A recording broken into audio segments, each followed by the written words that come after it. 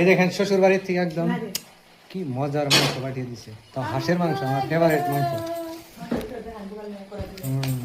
এই দেখুন tasty tasty, এখন খাবো মজা করে, ফ্যানটা দিয়ে আসি।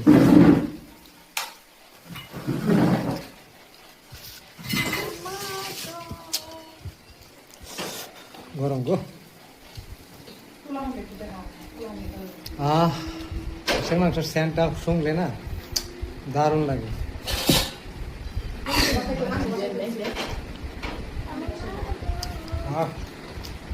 সেই স্বাদ লাগতেছে দাদা।